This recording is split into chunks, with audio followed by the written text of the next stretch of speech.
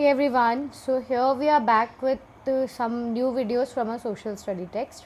So for this particular class we will be starting with economics and the very first lesson we'll be going with is development. Okay, तो basically बेटा development start मतलब अब एक चीज़ आप बहुत अच्छे से ध्यान रखना, इकोनॉमिक्स तो एक ऐसा सेक्शन होता है मतलब जो आप बहुत इजीली कवर कर लेते हो.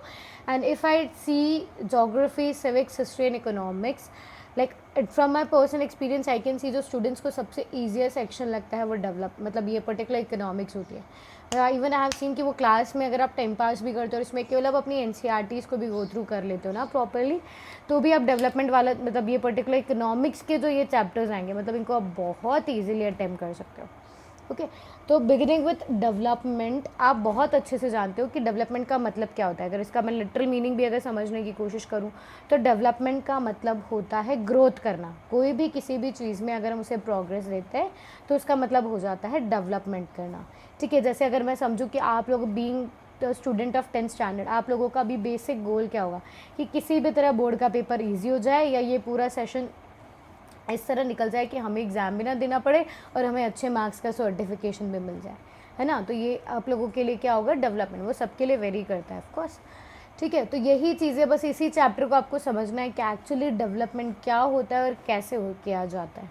ठीक है, बहुत ईजी चैप्टर, बहुत इंटरेस्टिंग सा चैप्टर भी है. तो अगर मैं डेवलपमेंट की और डिटेल में बात करूँ तो डेवलपमेंट जो है बेटा वो डिपेंड करता है फ्रॉम पीपल टू पीपल. ठीक है, and from time to time as well. तो इसका मतलब क्या हुआ, जैसे फॉर एग्जांपल इफ़ टू से कि बीइंग अ स्टूडेंट आप लोग क्या मतलब सोचते हो कि आपको एक अच्छी एजुकेशन मिल जाए, घर वालों से थोड़ी अच्छी पॉकेट मनी मिल जाए, फ्रेंड्स वगैरह के साथ घूमने के लिए इंडिपेंडेंस मिल जाए, है ना, और फिर बाद में अच्छे कॉलेजेस और अच्छे मार्क्स, अच्छे परसेंटेज एंड बाद में अच्छी जॉब्स आपको मिल जाए. ठीक है, बीइंग अ टीचर. ठीक है, जो अभी I am on the job, तो अभी मेरे लिए डेवलपमेंट क्या होगा कि मुझे तुम लोगों से रिस्पेक्ट मिल जाए, है ना, मेरे स्टूडेंट्स के अच्छे मार्क्स आ जाए या फिर सैलरी इंक्रीमेंट हो जाए, हाइक हो जाए. तो वो सारी चीज़ें क्या होगी, वो मेरे लिए डेवलपमेंट होगा.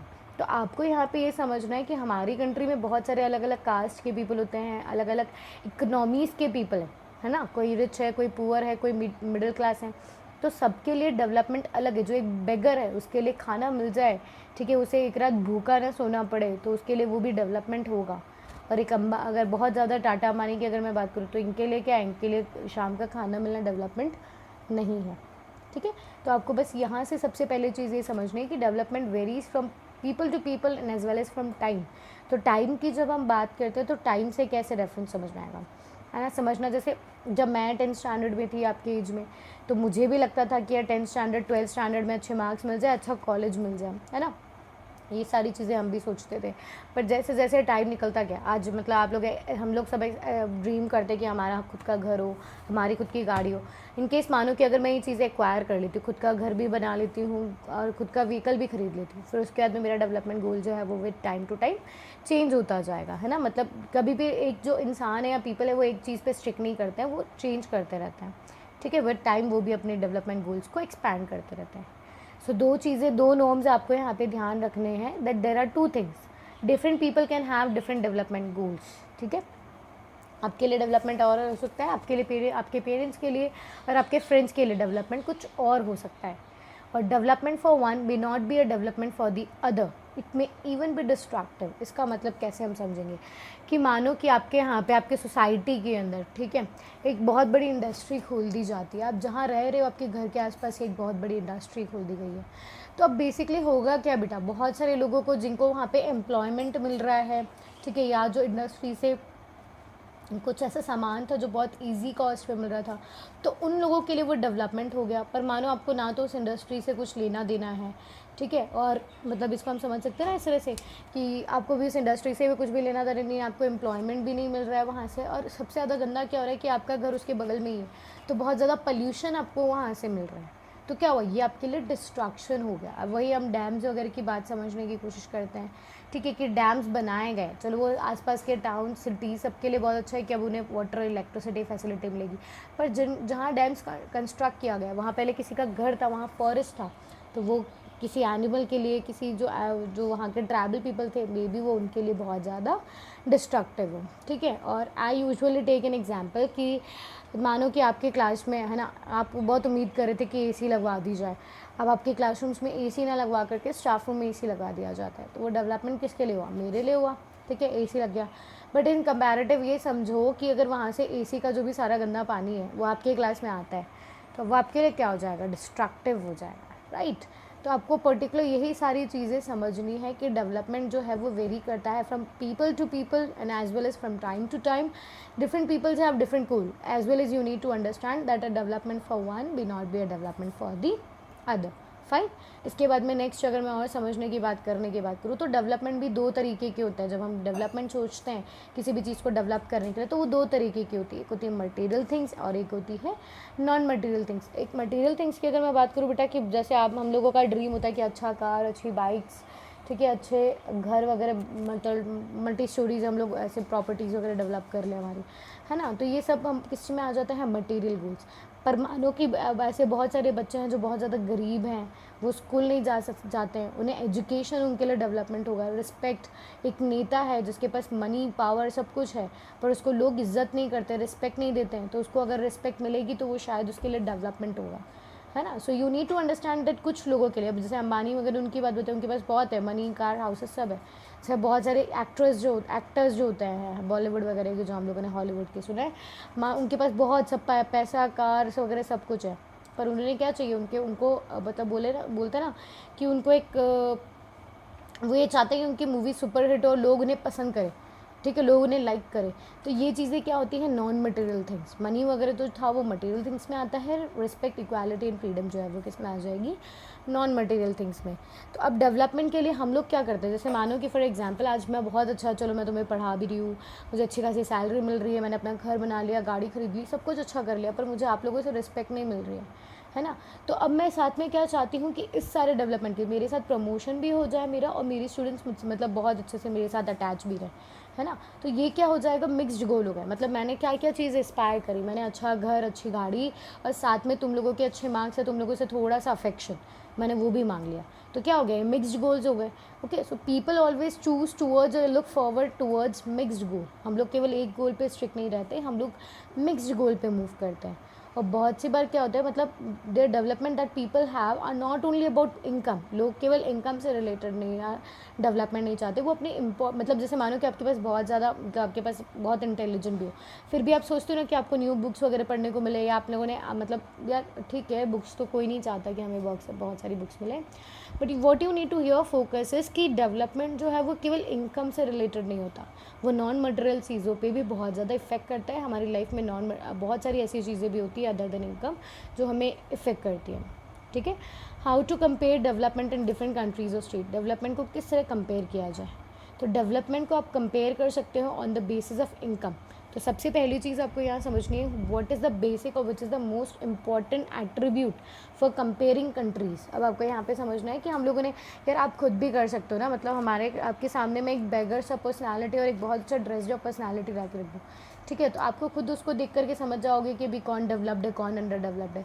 तो उसी तरीके से बेटा स्टेट्स और कंट्रीज़ को कंपेयर करने के लिए भी हम लोगों को कोई नॉर्म चाहिए कि किसके बेसिस पे. जैसे अब अगर हम बात करते हैं क्लास के अंदर, जिस स्टूडेंट के अच्छे हायर मार्क्स होते हैं उसे हम लोग अच्छा स्टूडेंट कह देते हैं, है ना. जो स्पोर्ट्स में सबसे ज़्यादा मेडल्स वगैरह जीतता होगा या तो उसे हम लोग स्पोर्ट्स में अच्छा कह देते हैं. तो हर एक चीज़ को कंपेयर करने के लिए कुछ ना कुछ होता है. तो यहाँ पर सबसे बेसिक एट्रीब्यूट जिसकी वजह से हम कंट्रीज़ को कंपेयर कर पाते हैं कि वो कैसी है, तो वो होता है इनकम. आपने सुना होगा बहुत सी बार ये टर्म ना, कि यूएसए जो है वो एक डेवलप्ड नेशन है, इंडिया जो है वो एक डेवलपिंग नेशन है या फिर पुअर नेशन है. तो ये जो चीज़ें वो किसके बेसिस पर डिसाइड की गई है? वो डिसाइड की गई है नेशनल इनकम के बेसिस पे. तो नेशनल इनकम एक्चुअली होता क्या है? नेशनल इनकम मतलब जितने भी गुड्स एंड सर्विसेज हमारी कंट्री में प्रोड्यूस हो रहे हैं उनकी value plus income from abroad. मतलब इसका फॉर एग्जांपल आप समझो कि बहुत सारे लोग होते हैं जिन्होंने अपनी एमएनसी फॉरेन के अंदर सेटअप की हुई, तो उस एमएनसी से जितनी भी इनकम आएगी वो कहाँ जाएगी? कंट्री के अंदर ही आ रही है ना. तो इसीलिए नेशनल इनकम का फॉर्मूला क्या होता है? Total value of goods and services plus income from abroad. ये ठीक है, हम लोग कोशिश करेंगे, हम यहाँ से न्यूमेरिकल्स भी उठाएंगे इकोनॉमिक्स के अंदर. So you what you need to understand is total value of goods and services plus income from abroad gives you national income. अगर आप इनकम फ्रॉम अब्रॉड हटा देते हो तो वो नेशनल इनकम नहीं बनती है, ठीक है, फिर वो डोमेस्टिक इनकम बनती है। तो आप उसको हटा दो। आप यहाँ पे हमें नेशनल की हमें समझनी है, तो नेशनल मतलब total value of goods and services plus income from abroad. इसके बाद में हम बात करते हैं पर कैपिटा इनकम की। अब बेटा मतलब आप खुद सोचो कि आपकी इनकम, मेरी इनकम, मतलब एक माचिस से लेकर के एक बड़ा सा ट्रक जितना भी बनाया है उन सबको मतलब एडअप करना कितनी ज़्यादा, हर एक गुड जो वैल्यूज़ को, मतलब दिन में अगर मैं मानूँ तो कितने लैक्स और टन्स के अंदर प्रोडक्शन होता होगा, सबको एडअप करना इजी नहीं है ना। तो इसीलिए हम लोग क्या करते हैं, पर कैपिटा इनकम करते हैं। सभी लोगों की केवल नेशनल इनकम को देखते हैं, आपकी क्या इनकम है और मेरी क्या इनकम है, ठीक है। तो टोटल पॉपुलेशन के इनकम को आप ऐड कर दोगे, total income upon total population equals to per capita income. आपने जो सबसे पहला समझा था वो नेशनल इनकम थी, जहाँ हम लोगों ने हर गुड्स और वैल्यूज़ की इनकम को कंपेयर किया है, ठीक है, उनको एडअप किया है। यहाँ जब हम पर कैपिटा इनकम निकालेंगे तो ये थोड़ा सा ईजियर कैलकुलेशन होता है, जहाँ पर हम लोग क्या लेते हैं कि कंट्री में रहने वाले सभी लोगों की इनकम अपन कितने लोग हैं। जैसे अगर मानो कि 5 पीपल है तो 5 पीपल के अंदर अपन क्या करेंगे कि उनकी इनकम को ऐड कर देंगे और डिवाइड बाय 5 कर देंगे। जैसे 10 + 12 + 13 + 14 + 15 मानो आपने ये क्या अपॉन डिवाइडेड बाय आप उसको 5 कर दोगे तो आपका क्या हो जाएगा, पर कैपिटा इनकम।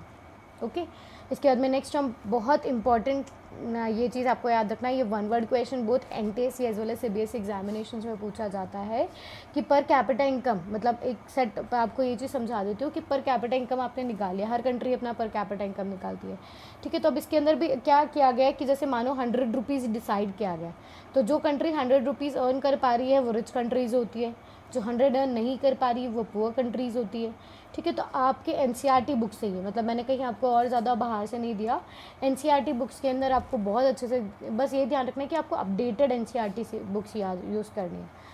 तो NCERT बुक्स जब आप गो थ्रू करोगे तो वहाँ आपको एक क्राइटेरिया दे रखा है कि US डॉलर डैश डैश, मतलब उतना आप है, मैं आपके सामने केवल इतना ही बोलूँगी, US डॉलर हैश जितना भी आपको दे रखा है वहाँ पे उस अमाउंट को खुद यहाँ पे ढूंढ करके NCERT को स्क्रॉल करोगे, उनको आराम से ढूंढोगे और फिर मुझे बताओगे कि कितनी रिच कंट्रीज़ और कितनी पुअर कंट्रीज़ की पर कैपिटा इनकम है, कि क्या एक certain amount of money fix किया गया है कि अगर आप उससे अबाव अर्न करते हो तो आप रिच कंट्रीज़ होते हो, अगर आप सर्टेन अमाउंट ऑफ मनी अगर अर्न नहीं कर पाते हो तो आप पुअर कंट्रीज़ होते हो। और इन दोनों को जब आप पढ़ लोगे तो आपको समझ आ जाएगा कि इंडिया की पर कैपिटा इनकम क्या है और इंडिया को क्या बोला जाता है, रिच कंट्रीज़ में माना जाता है या फिर पुअर कंट्रीज़ में माना जाता है।